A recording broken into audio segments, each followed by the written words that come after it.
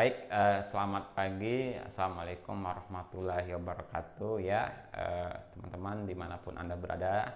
Semoga sehat selalu dan selalu dalam lindungan Allah Subhanahu wa Ta'ala ya. Baik, di video kali ini saya akan membuat video tentang bagaimana cara membuat tabel distribusi frekuensi data gitu ya, atau bagaimana cara mengubah atau merubah data tunggal ya menjadi data berkelompok gitu ya, jadi sama saja ya. Kita langsung saja ke materinya ya. Nah, di sini materinya adalah menyajikan data dalam bentuk tabel distribusi frekuensi ya. Nah, ini ada contoh ya, data gitu ya. Ada contoh data, ada 66, 76, 79, 86 sampai 103. Nah, cara untuk membuatnya ya menjadi data dalam bentuk distribusi frekuensi. Pertama, teman-teman bikin dulu banyaknya data atau N. Banyaknya data ini ada berapa? Ada 40 ya. 1 2 3 4 5. 5 kalikan 8, 1, 2, 3, 4, 5, 6, 7, 8. Jadi ada 40 ya. Kemudian teman-teman cari nilai terkecil ya, atau D minimal, D min gitu ya, terkecil adalah 66 ya. 66, kemudian cari nilai maksimum atau D max itu adalah 144 ya. Kemudian teman-teman hitung rentang data ya, itu adalah D max dikurang D min. Jadi 144 dikurang 66 dapatlah 78 ya. Kemudian teman-teman hitung banyak kelas, rumusnya adalah K itu sama dengan 1 ditambah 3,3 log N ya. Jadi 1 ditambah 3,3 log 40 dibulatkan log 40 dapatlah 6,29. Pembulatannya harus selalu ke atas ya. Jadi banyaknya kelas dibulatkan menjadi 7 ya. Kemudian interval kelas I itu rumusnya adalah R dibagi K. R-nya tadi 78, K-nya tadi dapat 7, jadi sama dengan 11,2 dibulatkan menjadi 12. Jadi banyaknya kelas ada 7, interval kelas ada 12. Nah, dengan panduan ini baru kita bisa membuat intervalnya ya. Ini ada kelasnya, tadi jumlahnya ada 7 ya.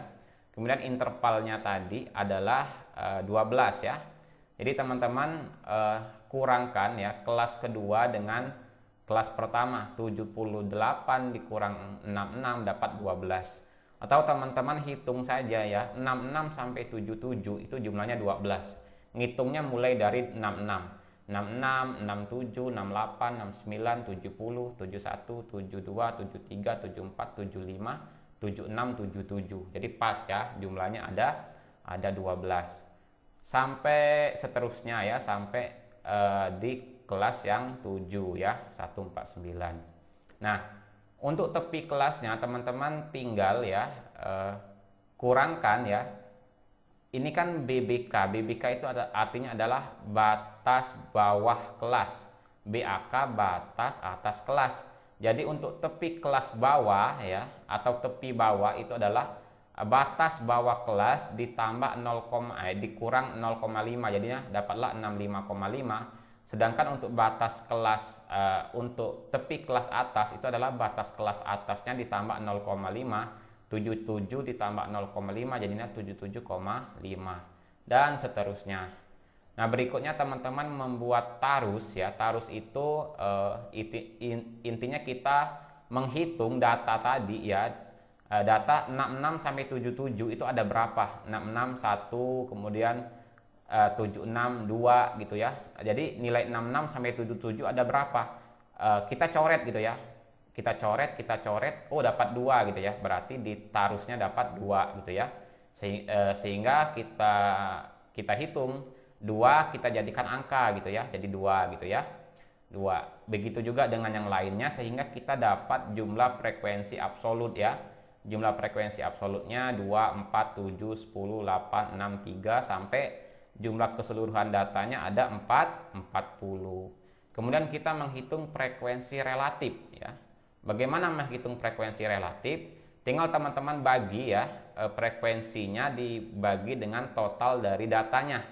2 dibagi 40 dikali 100% dapatlah 5%. 4 dibagi 40 dikali 100% dapatlah 10%. Dan totalnya kita dapatkan adalah 100% ya. Nah, setelah ini teman-teman bisa membuat namanya adalah diagram poligon ya, diagram poligon, histogram ya. Jadi teman-teman bisa membuat histogram ya. Jadi yang pertama adalah untuk interval 66 sampai 77 ya. Jadi yang ditulis adalah tepi kelas bawah dan tepi kelas atasnya ya. Begitu juga dengan nilai yang lainnya, tinggal teman-teman tarik sesuai dengan jumlahnya tadi ya. Nah, sehingga kita dapatlah grafik histogramnya ya. Oke, sekian ya. Sederhana ya gitu ya, sederhana ya video kali ini ya. Sederhana tapi ini sering keluar di ujian-ujian statistika ya.